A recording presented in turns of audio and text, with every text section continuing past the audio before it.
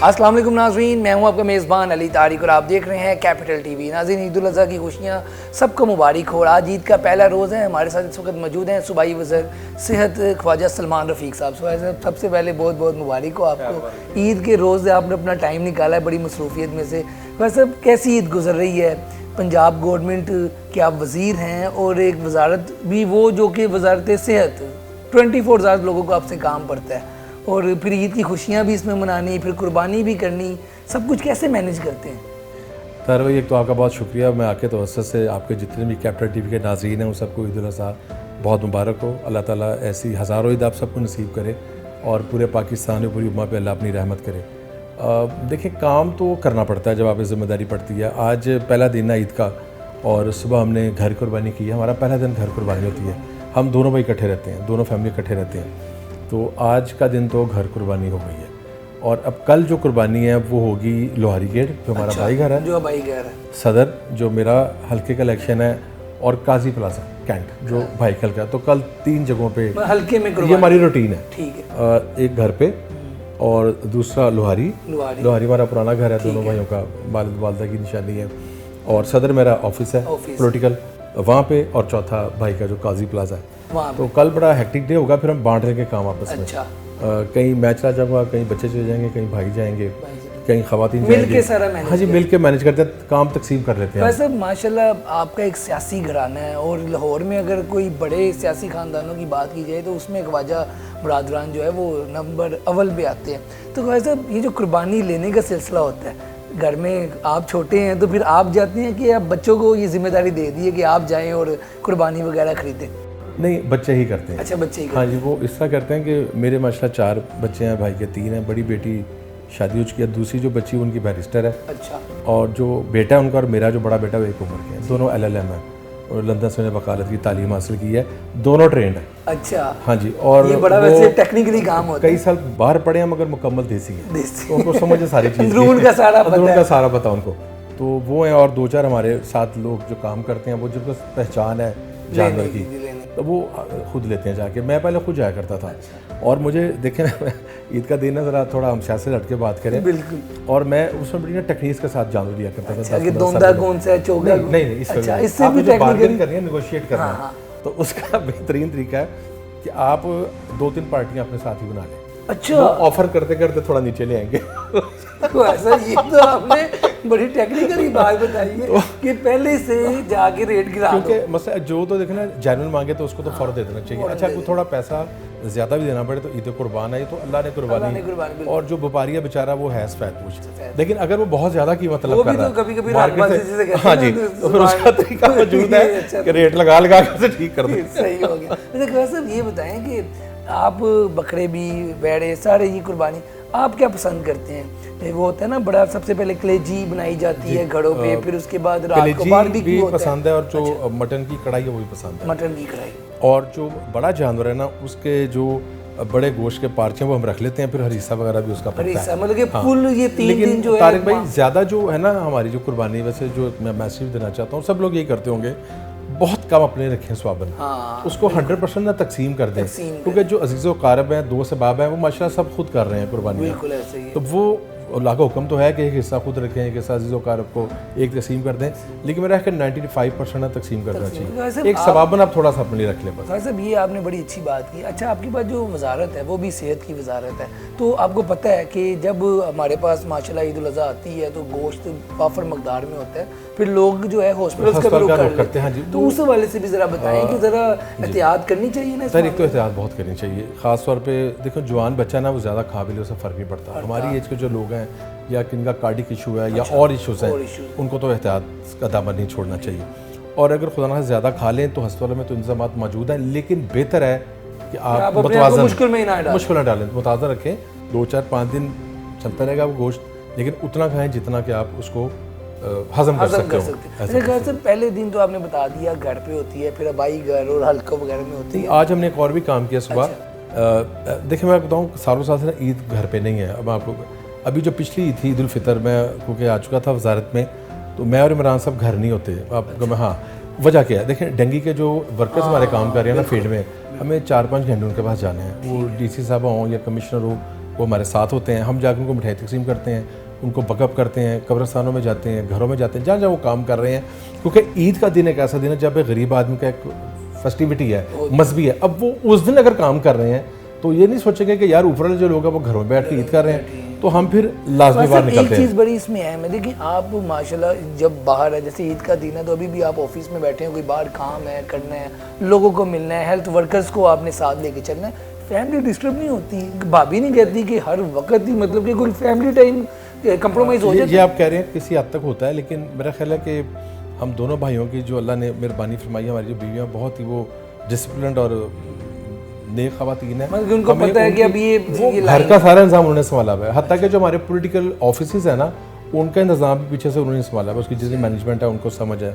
Election बड़ा vital role है मेरी बीवी का, भाभी का, तो वो उनके इल्म में है। अब देखें हम निकलना पड़ना, आप ना अल्लाह ने आपको इज़्ज़त दी है तो उस इज़्ज़त का तकाजा भी है, घर बैठे काम नहीं हो सकता। जैसे मैं हमेशा ये कहता हूँ कि जो हमारे जितने भी ऑनरेबल मिनिस्टर्स हैं सब मुझसे बहुत बेहतर हैं, मगर आप कहना मैं लाहौर बैठ के वजारत कर लूँ, वो नहीं हो सकती। हाँ, वजारत तो है कि अटक से रविवार खां तक जाएँ, आपको टिप्स पे हो चीज़ें। मैं हर हफ्ते में 2 रातें बाहर होता हूँ, या हर 8वें-9वें दिन 2 रातें लाज़मी। और फिर आपके पास वजारत सेहत है, हॉस्पिटल्स के काम, किसी का कोई मसला तारिक भाई उसमें देखिए, फिर आपको फ़ोन आना ये तो देखिए एक पहलू है, आपको फ़ोन आ रहा है अपने पेशेंट, ये तो एक बहुत थोड़ी तादाद है।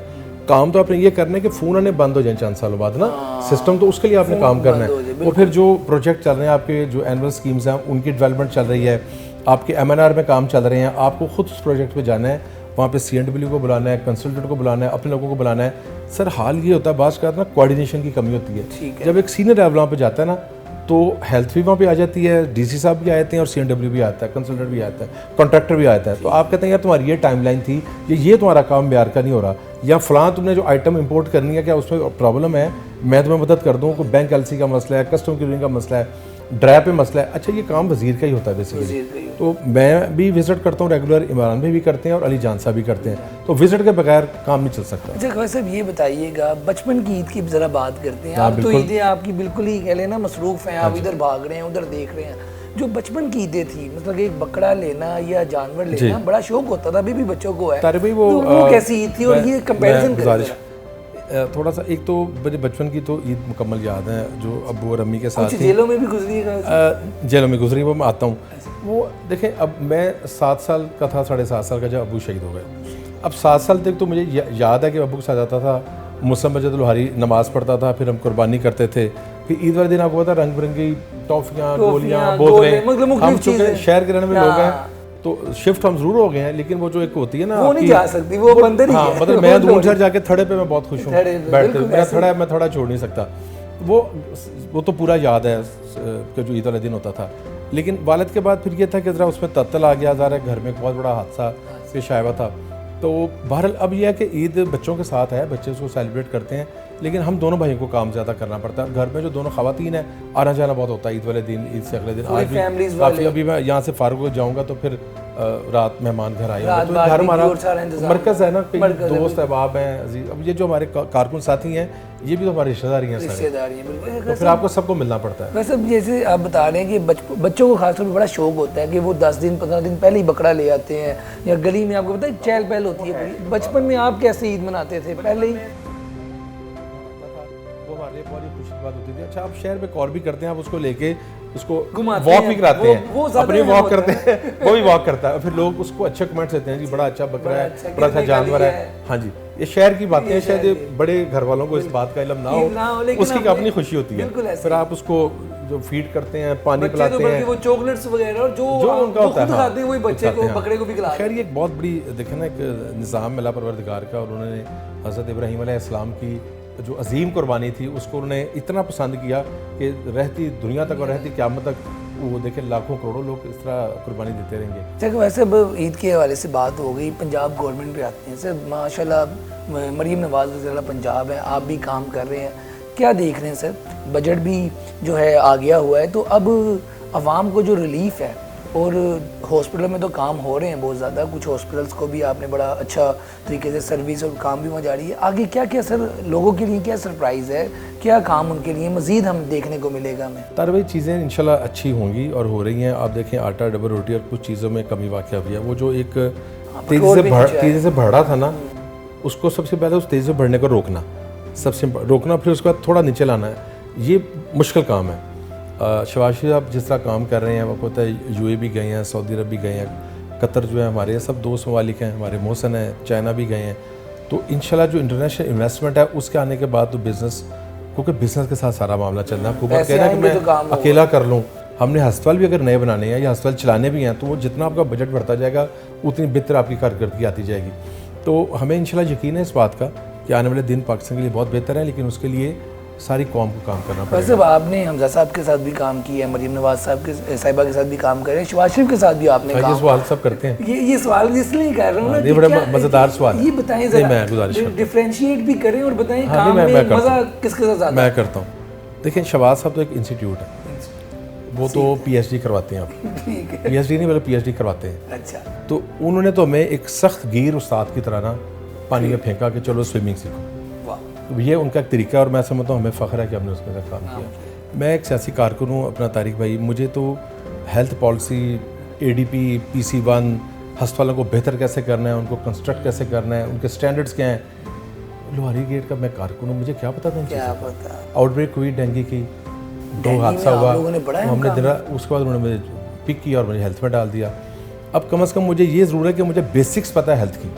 ये कोई इशू नहीं कि प्रोफेशनल्स बैठे हुए हैं, दुनिया के किसी भी मुल्क का प्रोफेशनल बैठा हो तो हम उसके मुताबिक बात कर रहे होते हैं। जब तक मिनिस्टर को तारिक भाई अपने सब्जेक्ट का पता नहीं होगा ना, वो फिर शौकिया मिनिस्ट्री है, वो फिर प्रोफेशनल मिनिस्ट्री, वो सिर्फ गाड़ी के झंडे के लिए। अब गाड़ी के झंडे के लिए तो हेल्थ एक बड़ा कम्प्लेक्स है, इसमें लोगों की सेहत है, लोगों की सारा जिंदगी काम ही टेक्निकली है। अच्छा, अब शहबाज साहब के साथ जो काम किया उसमें हमने तो बहुत लर्न किया, लेकिन सख्ती बहुत थी।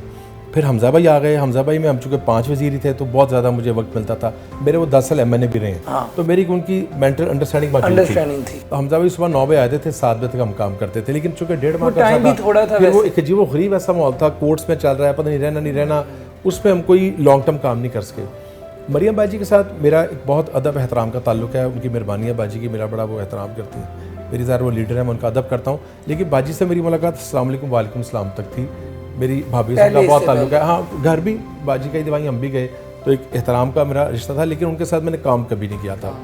तो मैं एक्सपेक्ट नहीं करता था कि वो इतनी मेहनत से काम करेंगे। तो मुझे बहुत खुशी होती है जब वो मीटिंग में बैठती हैं, पढ़ के फाइल आती हैं, हर सब्जेक्ट पे उनको पता होता है, अपनी राय देती हैं प्रोफेशनल, और वो फिर जो फैसला करती है उस पर खड़ी हो जाती हैं, ये स्टैंड ले जाती हैं, और हेल्थ उनकी प्रायोरिटी है। उन्होंने कहा कि आप मेहनत करें, जो आपको फंड चाहिए होगा। देखिए कैंसर अस्पताल में अनाउंस किया 55 अरब रुपए का ये बनना है, वो बस आखिरी मरहले में है, PND में है, फिर वहाँ से चूँकि बड़ा है तो एक्निक में जाएगा इस्लामाबाद, तो वहाँ से इंशाल्लाह पास होगा, इस साल हम उसको शुरू कर देंगे।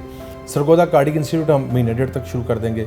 रेनोवेशन इस तक आपको पता है पिछली गवर्नमेंट शुरू की गई थी, बहुत बड़ा काम था, वो तकरीबन 30 जून तक 80-85% मुकम्मल हो जाएगा। उसका फ़ायदा ये होगा, वार्ड्स नए बन चुके हैं, वार्ड्स में बेड्स नए आ जाएंगे, तो बेड कैपेसिटी बेहतर हो जाएगी। अभी देखा आप सर्विस अस्पताल चले जाएँ, होली फैमिली चला जाएँ, आप नश्तर चले जाएँ, जिधर भी हम जाएंगे अस्पताल में, या बहालपुरा रेवियार खां, तो बड़ा मुश्किल हुआ है हमारे लिए भी, पेशेंट्स के लिए भी, हमारे लिए भी, क्योंकि डॉक्टर्स के लिए काम करना, नर्सेज के लिए काम करना, बीच में सारा खिलाड़ा पड़ा। तारे भैया देखिए थोड़ी सी बात, थिएटर जो थे ये PIC के आपके लम्हे है, ये मेरे आने से पहले रेनोवेशन शुरू हो गई थी। अब 5 थिएटर जो थे वो बंद थे, 2 काम कर रहे थे, टोटल 8 हैं, तो जो तीसरा था वो इमरजेंसी के लिए रखा हुआ है। तो 5 थिएटर्स थे, मैंने जब उसको टेकअप किया, मार्च के 12-14 मार्च थी, तो मैं चला गया विजिट करने। मुझे पता था कि क्यू बहुत लंबी है बाईपास की, तो उन्होंने कहा कि ये जी कि 2 माह बाद हम मुकम्मल करेंगे। मैं कहा नहीं 2 माह, ये 30 दिन में मुकम्मल करें।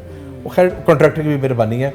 फिर हर चौथे दिन मैंने जाना शुरू कर दिया। ईद उल फितर भी मैं 2 घंटे PIC में था थिएटर के अंदर, क्योंकि मैंने मालूम कहा था कि मैं भी आऊँगा, आप भी आएंगे, और आपके बंदे मैं खुद देखूंगा। नीचे वालों को हौसला होता है। हाँ, ऊपर मिनिस्टर साहब चीफ एग्जीक्यूटिव साहब भी मौजूद थे, MSI मौजूद थे, आपको सर खुद जाना पड़ता है। मिनिस्टर का वर्कर होना चाहिए। ये मिनिस्टर एक नाम ज़रूर है, रिस्पेक्ट इज्जत का, मगर ये बड़ी भारी जिम्मेदारी है। We are basically the managers, हम प्रोफेशनल मैनेजर्स हैं, हम ब्रिज हैं बजट के दरमियान और डिपार्टमेंट के दरमियान और प्रोफेशनल्स के दरमियान। और मैं हमेशा कहता हूँ VCs प्रिंसिपल जो हैं वो हमारे लीडर्स हैं, हमने तो असिस्ट करना है। इसमें एक बात ये भी है कि माशाल्लाह आपका जो सियासी घराना है, ख्वाजा साद रफ़ीक साहब, आप माशाल्लाह आप लोगों की जो एक आपको देखेंगे कि सियासत में एक बदतमीज़ी आ गई है, चाहे वो PTI का हो या और लोग हों। आपको पता है कि जब भी अब सियासी गुफ्तगू होती है, मीडिया टॉक होती है, तो वो जो पहले एक कह लें कि शाइस्ती थी वो अब ख़त्म होती जा रही है। लेकिन आप लोगों में माशाल्लाह अभी भी ये बढ़ता है। लेकिन वैसे आप क्या समझते हैं ये बड़ा, और पार्टीज के लोग भी फिर उनको आगे करते हैं, ये हर तरफ ये काम नफरतें ये कैसे जो है ना वो फैलानी नहीं चाहिए। मैं बहुत कम बात करता हूँ, वैसे भी ज़ाहिर तहरीक इंसाफ एक भारी वक्त है, आजमाइश है, उनके लोग अंदर हैं, लेकिन ये कल्चर देना नहीं चाहिए था। हम चले जाएंगे इस दुनिया से, लेकिन लोग और नस्लें इसका खमियाजा भुगतेंगी। मेरा जो इख्तलाफ है तहरीक इंसाफ से, वो वाहिद इख्तलाफ जो है ना वो यही है कि आप एक तहजीब से और तमद्दन से करें। पीपल्स पार्टी हम अलाई भी रहे हैं, पीपल्स पार्टी के हम ऑपोजिट पे रहे हैं, लेकिन एक दोनों पार्टियाँ चूँकि सीजन पार्टियों ने मार खाई है, तो दोनों एक दूसरे का एक हद तक एक लाइन क्रॉस नहीं करती। तहरीक इंसाफ को भी मेरा ख्याल है कि अब डिसिप्लिन में आना एक चाहिए। चीज़ ये आपने बड़ी अच्छी की है कि इस चीज़ से बाहर निकलना चाहिए। दूसरा वैसे आज ईद का वैसे भी दिन है, और शहबाज शरीफ साहब हो या नवाज शरीफ साहब हो, बड़े दिल के लोग हैं। मतलब कि छोटी छोटी बातों पे नहीं रुकते, नहीं फंसते, जो उनका सियासी बैकग्राउंड है, आपका भी सियासी ख़ानदान। तो सर क्या लगता है आपको, ये तरीके इंसाफ के लोग हों या कोई और दूसरी पार्टी हो, आपको नहीं लगता कि एक टाइम आ गया कि बैठ के बात कर लेनी चाहिए और लोगों को जो उनकी बेजारी सियासी लोगों से होने लग गई है वो इस चीज़ से बाहर निकल आए? आप क्या कहेंगे? देखिए, मुस्लिम लीग ने तो हमेशा गुफ्तगू का रास्ता अपनाया। 2018 में जब गवर्नमेंट चेंज हुई और जो भी उसमें उसकी डिटेल भी नहीं जाता, तो अपोजिशन लीडर ने मिसाक मईशत का हाथ बढ़ाया था। आपको पता है कि उस तहरीक इंसाफ के जो कायद थे, उन्होंने कभी गवारा नहीं किया कि जितनी अहम तरीन मीटिंग्स थी, चाहे वो फैक्टर पे थी कोई थी, उसमें उन्होंने बैठे गवारा नहीं किया। अब सूरत हाल है, देखो उनके केसेस हैं अदालतों में, पार्लियामेंट मौजूद है, पार्लियामेंट के लोग मौजूद हैं, चीफ जस्टिस साहब ऑनरेबल जो हैं काजी फैज़ साहब, उन्होंने भी कहा कि आप, एक जज साहब ने कहा है उस पैनल में कि आप तो सियासतदानों को बैठना चाहिए, मसले का हल। असल तो लोगों के इशूज़ हैं, तो पार्लियामेंट मौजूद है, पार्लियामेंट का फोरम मौजूद है, पीटीआई मौजूद है, पीपल्स पार्टी मौजूद है, बाकी जमातें मौजूद हैं, मुस्लिम नून ज़रा गवर्नमेंट बैठी हुई है, तो ये आपस में बैठ के बात करें। लेकिन जो कोर्ट केसेस है ना, वो तो ज़रा कोर्ट ने उनको करना है। दूसरा, एक सियासी प्रोपोगंडा किया जाता है ख्वाजा साद रफीक साहब के हवाले से कि मुस्लिम लीग नून से उनकी कोई नाराज़गी है वजारत या टिकट के हवाले से। आप ये क्लियर कर दें सर कि ऐसी कोई चीज़ तो नहीं। पार्टी ने हमें दोनों भाइयों को बहुत इज्जत दी है और शहबाज साहब ने बारहा मीटिंगें की हैं भाई के साथ, उनका मुसलसल रब्ता आपस में। मरियम बाजी ने मुझे बहुत इज्जत दी है। बड़े मियाँ साहब से मेरी मुलाकात हुई थी कुछ महीने बाद मियाँ अस्पताल में, फिर मैं पूरा दिन उनके साथ ही रहा, तो वो कोई इशू नहीं है। भाई का अभी इरादा यह है कि मैंने कुछ दिन नहीं आना, लेकिन पार्टी कह रही है, जब ज़ाहिर पार्टी कहेगी तो वो फिर भाई को माननी पड़ेगी। नवाज शरीफ साहब के आने से पार्टी में नई जान तो ये वो सदर भी बन गई, इसके ऊपर क्या बहुत ही खुशाइंद बात है।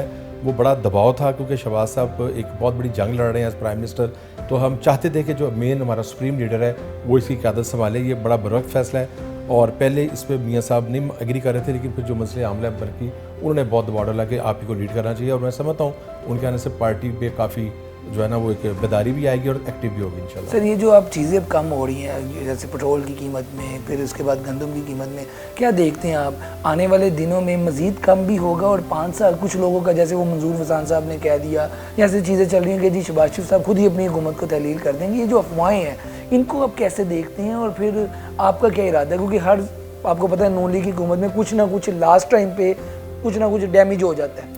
ये 5 साल पूरे करेंगे, अभी तक क्या सिचुएशन है सर, अंदर क्या गुजरा? अभी तक तो सूरत हाल बिल्कुल ठीक है, मुझे तो कोई ऐसी चीज़ नज़र नहीं आ रही। और शहबाज साहब जिस तरह काम कर रहे हैं, उनके अलावा कोई और आदमी भी नहीं जो इस तरह काम कर सके, जो इतना ज़ीरिक ज़हीन और सीजनड आदमी है, सबको साथ लेके चलना, फॉरेन पॉलिसी, इंटरनल पॉलिसी।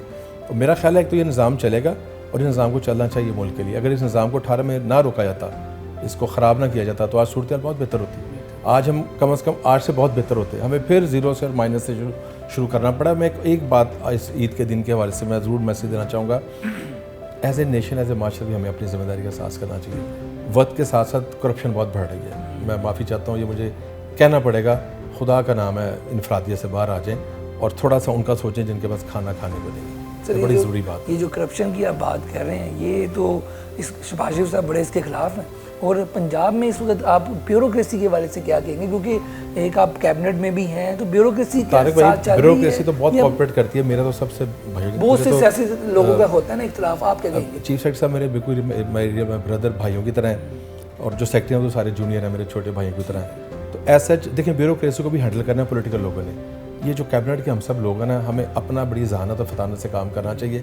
हम जब बहुत मेहनत करेंगे, ऑनेस्टी से करेंगे, मेरिट पे करेंगे, और जिस तरह बाजी मरियम अपनी टीम लेके आई हैं, तो ब्यूरोक्रेसी आपके साथ चलेगी। ब्यूरोक्रेसी इशू नहीं है, इशू है कि हमें अपने आप को बेहतर करना है। लास्ट में सर ये बता दें कि बहुत सी ईदें, जैसे अब तो चले आप माशाल्लाह वज़ीर हैं, लेकिन कुछ जेलों में भी आपने ईदें गुजारी, तो वो कैसी ईद थी और जब क्या सोचते क्या थे सर एक सियासी वर्कर के? नहीं, अंदर मुतमईन थे, किताबें पढ़ते थे, कुरान मजीद पढ़ते थे, तर्जमा पढ़ा कुरान मजीद का, मुख्तलिफ किताबें पढ़ी। तो ईद के दिन फाज़ साहब, चीमा साहब, और मैं भाई और यूसुफ अब्बास भी हमारे साथ आ गए थे। अच्छा। मियाँ साहब के जो नेफ्यू हैं अब्बास शीफ साहब मरहूम के साहबजादे, तो ईद हम इकट्ठी पढ़ते थे, नमाज अंदर ही मस्जिद थी वहाँ पढ़ लेते थे और कुछ सब्जियाँ वगैरह मंगा लेते थे, वहीं पकवा लेते थे। तो ईद यही थी हमारी। तो बहरहाल आज़ादी बड़ी नेमत है। मैं जेल के ऊपर से देखा करता था जब जहाज जा रहा होता है। अच्छा। तो फिर बल्कि मैं और चीमा साहब जब वॉक करते थे शाम को तो सामने मेट्रो की एक झलकी नजर आती थी। उन्होंने कहा था वो मेट्रो है जो आपने बनाई है। अच्छा, वैसे देखें आप लोग भी जेलों में रहे, सियासी तौर पे सियासी कैदी थे ना, तो अब तरीक़ इंसाफ के लोग भी हैं, वो भी जेलों में, उनकी भी कहानियाँ वो कुछ ज़्यादा सुनाते हैं कि जी ये भी हो रहा है, वो भी हो रहा है, जुल्म तशद्दुद भी हो रहा है। सर ये मेरा ख्याल ये कल्चर ख़त्म नहीं होना चाहिए। सर सियासी कारकुन है, हमने जेलें भी बर्दाश्त की और जिस्मानी अजियतें भी बर्दाश्त की, सख्त तरीन तशद्दुद किया गया बड़े भाई पे। वो हमने भाग गया। अब गुजारिश ये है कि देखिए मेरे पास भी जो मैंने कभी चीज़ों का इजहार नहीं किया, मेरे पास रूम कूलर नहीं था। रूम कूलर जेल मैनुअल में होना चाहिए, हाँ जी, लेकिन वो नहीं दिया गया। अब मैं उसकी डिटेल में नहीं जाता क्यों नहीं दिया। नहीं आप फिर बताते नहीं ना। कोशिश करते रहे, असेंबली में बात की, लेकिन कह दिया गया कि जी मना किया गया। अच्छा, दूसरी और मैं क्या बताऊँ, हमारी मुलाकात में पाबंदी लगा दी गई, प्रोडक्शन ऑर्डर बंद कर दिया गया। अब और कौन कर रहे थे? इमरान खान साहब खुद कर रहे थे। अब मुझे देखें जिनका मैं अभी भी वो लोग तहरीक इंसाफ में है, चले मैं नाम ले लेता हूँ, चोई परवेज़ लाई साहब हमारे स्पीकर थे, तो वो मजबूर होकर प्रोडक्शन ऑर्डर उनको बंद करना पड़ता था, क्योंकि उनको बराह रास्त कहा जाता था कि आप प्रोडक्शन बंद कर दें। तो ये कौमी असम्बली में ये सूरत हाल थी। उनके करीबी लोग समझाते थे, भाई को फॉग में मिडनाइट वापस आना पड़ता था, फॉग में जब मोटरवे बंद होती है। अलीट के लोग आपके साथ हैं, वो भी तो अपने ही हैं। हुक्म यही था कि नहीं रात को लेके जाना है, इस्लाम पर जो प्रोडक्शन ऑर्डर जाना है ना, अब 3 दिन असम्बली है, तो आप सुबह निकलेंगे फजर के वक्त और फॉग में असम्बली सेशन अटेंड करेंगे और रात को आपको वापस आना है, रात 1-2 बजे 3 घंटे के लिए। अब हाल ही है कि भाई की कमर बिल्कुल फारग हो चुकी है, वो जो 1.5-2 साल का सफ़र है ना उसने फारग कर दिया। आफ्टर इफेक्ट्स होते हैं, लेकिन आपको बर्दाश्त करना पड़ता है चीज़ों को। सेहत कार्ड के हवाले से लास्ट पे कमेंट कर दें। सेहत कार्ड तरीक़ इंसाफ कहती है, हमारा इनिशिएटिव था, नवाज शरीफ साहब ने भी इस हवाले से काम किया, नून लीग का ये दावा है, रियल क्या है सर? और अभी इस सेहत कार्ड का स्टेटस क्या है, चल रहा है नहीं चल रहा? देखिए सेहत कार्ड ना 2014 में इसकी पहली मीटिंग हुई थी प्राइम मिनिस्टर हाउस में, ठीक है, बड़े मियाँ साहब के कहने पे हुई थी। मैं चूँकि उस पहली मीटिंग में भी शामिल था, मरियम बाजी ने उसको चेयर किया था। ठीक है। हमने फिर उसको एक कंपनी बनाई यहाँ पे PHIMC, उस कंपनी का पहले चेयरमैन आशा गौस साहबा थी, मैं उसका वाइस चेयरमैन था। फिर वो वज़ीर ख़जाना बन गई, तो उन्होंने इसको छोड़ा, फिर 2 साल मैंने उसको चलाया।